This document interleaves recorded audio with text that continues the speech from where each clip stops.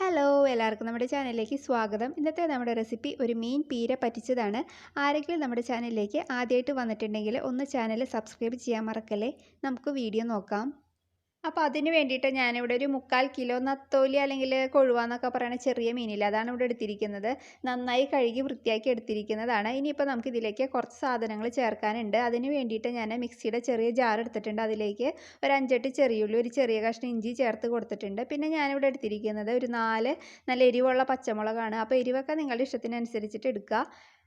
പിന്നെ ഞാൻ കുറച്ച് കറിവേപ്പില ചേർക്കുന്നുണ്ട്.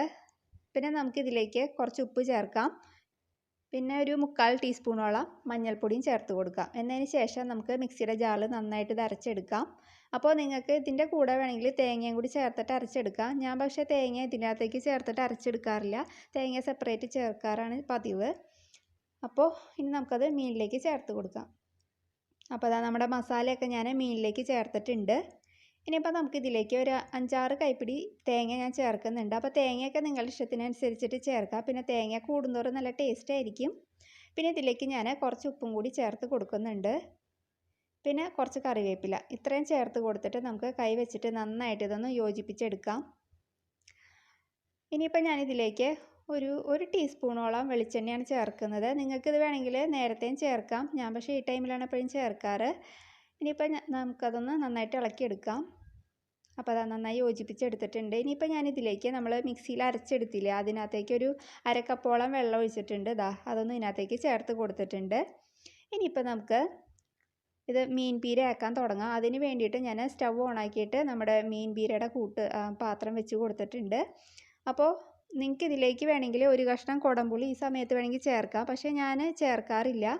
അപ്പോൾ അത് വേണമെങ്കിൽ നിങ്ങൾക്ക് ചേർക്കാം കേട്ടോ. അപ്പോൾ ഇതിപ്പോൾ ഹൈ ഫ്ലെയിമിലാണ്. അപ്പോൾ അതാ ഇവിടെ നന്നായി തിളച്ച് വരുന്നുണ്ട്. ഇനിയിപ്പോൾ ഞാൻ മീഡിയം ഫ്ലെയിമിലേക്ക് ആക്കി കൊടുത്തിട്ടുണ്ട്. ഇനിയിപ്പോൾ നമുക്കിതൊരു 5 മിനിറ്റ് അടച്ച് വെച്ചിട്ട് വേവിച്ചെടുക്കാം.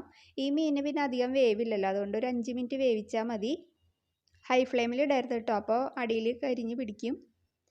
അപ്പോൾ അതാ ഇവിടെ ഒരു 5 മിനിറ്റ് കഴിഞ്ഞിട്ടുണ്ട്. ഇനിയിപ്പോൾ നമുക്കൊന്ന് തുറന്ന് നോക്കാം.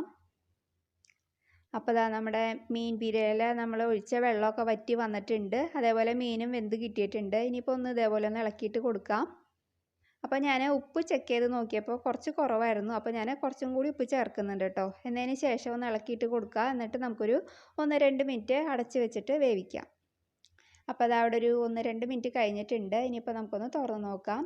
അപ്പോൾ അതാ നമ്മുടെ മീൻ പീര ഇവിടെ റെഡിയായി കിട്ടിയിട്ടുണ്ട്. ഇനിയിപ്പോൾ ഞാൻ ഇതിലേക്ക് ചേർക്കുന്നത് കുറച്ച് കറിവേപ്പിലയാണ്. കൈ കൊണ്ട് നന്നായിട്ട് ഞരടിയിട്ട് കൊടുക്കാം. പിന്നെ ഈ ഒരു തവിക്ക് ഒരു ടേബിൾ സ്പൂണോളം പച്ച വെളിച്ചെണ്ണ നമ്മൾ ചേർക്കുന്നുണ്ട്. നല്ലൊരു ഫ്ലേവർ കിട്ടാൻ വേണ്ടിയിട്ടാണ് നമ്മൾ അവസാനം ഇങ്ങനെ ചേർക്കണത് കേട്ടോ. ഇത് ഇനിയിപ്പോൾ ഇളക്കി യോജിപ്പിക്കാനൊന്നും നിൽക്കണ്ട, നമുക്കിത് അടച്ച് വയ്ക്കാം, ഫ്ലെയിം ഓഫ് ചെയ്യാം.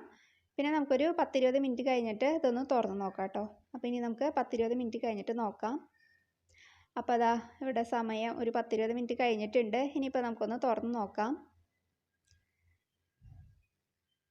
അപ്പോൾ അതാ നമ്മുടെ മീൻ പീര കണ്ടില്ലേ, നല്ല അടിപൊളിയായിട്ട് ഇവിടെ കിട്ടിയിട്ടുണ്ട്. അപ്പോൾ ഞാൻ അതൊന്ന് ഇളക്കിയിട്ട് കൊടുക്കുന്നുണ്ട്. നമ്മൾ അവസാനം ഒഴിച്ച വെളിച്ചെണ്ണയും അതേപോലെ വേപ്പിലയുടെ ഫ്ലേവറൊക്കെ എല്ലായിടത്തേക്കും ഒന്ന് ആയിക്കോട്ടെ. അപ്പോൾ ഇത്രയേ ഉള്ളൂ നമ്മുടെ പെട്ടെന്ന് തയ്യാറാക്കാൻ പറ്റുന്ന മീൻ പീര.